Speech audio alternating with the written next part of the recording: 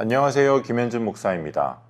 오늘 함께 묵상할 본문 말씀은 스가랴 8장 14절로 23절까지의 말씀입니다.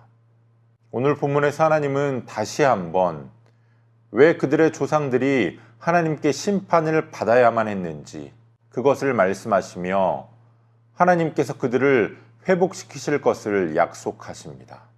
하나님께서 같은 말씀을 반복하시는 것은 그들의 조상들이 반복해서 같은 죄를 범해왔기 때문입니다.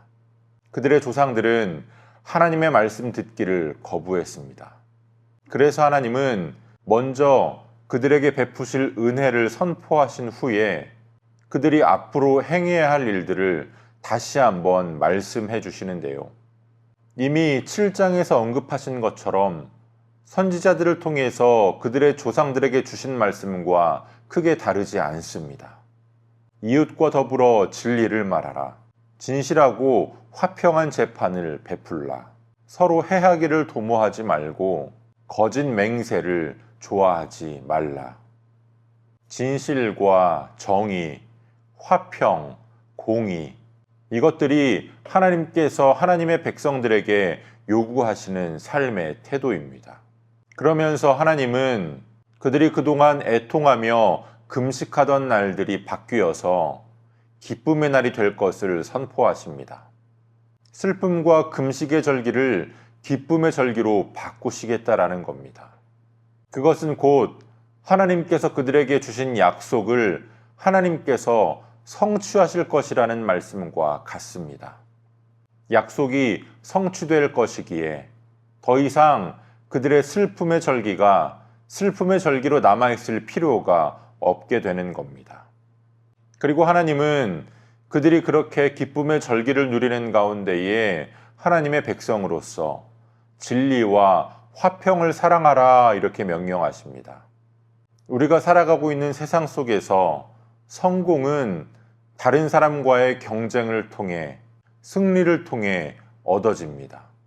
그래서 사람들은 경쟁에서 승리하기 위해 수단과 방법을 가리지 않습니다. 오늘 우리가 알고 있고 또 배우고 있는 역사의 많은 부분들도 그렇게 승자의 시선에서 기록된 것들입니다. 승리할 수만 있다면 거짓도 비겁함도 다 용납이 됩니다. 그러나 하나님의 백성은 그렇지 않습니다. 오직 진리와 화평을 사랑해야 합니다. 하나님의 백성의 성공은 그들 자신의 힘으로 갖는 것이 아니라 하나님께서 주시는 것이기 때문입니다. 이어지는 20절 이하의 말씀에서 하나님은 놀라운 장면을 말씀해 주시는데요. 열방의 사람들이 예루살렘으로 몰려와서 만군의 여호와 하나님을 찾고 그 은혜를 구할 것이라고 말씀하십니다. 하나님의 백성으로서의 구별됨은 이스라엘 백성들이 그랬던 것처럼 선민의식에 쌓여서 울타리를 세우고 담장을 세우고 우리들끼리만 하나님의 백성됨을 누리는 것이 아닙니다. 우리를 통하여 복음 밖에 있는 자들이 복음 안으로 들어올 수 있어야 합니다. 그것이 아브라함의 언약으로부터 이어지는 하나님의 약속입니다.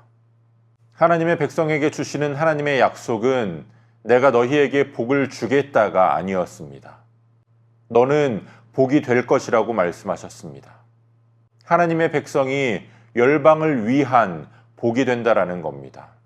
그리고 예수님은 축복의 통로로 세워져야 할 우리들의 사명을 빛과 소금이 되라라고 하는 말씀으로 우리에게 가르치셨습니다. 복이 된다는 것, 빛과 소금이 된다는 것, 그것은 대단한 일이 아닙니다. 우리가 교회 공동체로서 또 우리들 각 사람이 하나님의 자녀요 예수 그리스도의 몸된 교회의 지체로서 우리가 서 있는 그 자리에서 우리의 모든 삶의 영역에서 예수 그리스도의 향기를 풍기며 복음 밖에 있는 자들을 예수 그리스도 앞으로 초청하는 삶을 살아내야 합니다. 오늘 저와 여러분들의 삶이 세상을 위한, 세상을 향한 축복의 통로로 귀하게 쓰임받을 수 있기를 예수 그리스도의 이름으로 축복합니다. 오늘도 우리에게 주시는 본문의 말씀을 몇 차례 더 읽으시면서 여러분에게 개별적으로 깨닫게 하시는 하나님의 말씀을 묵상하시고 각자의 기도로 오늘의 묵상을 마치겠습니다.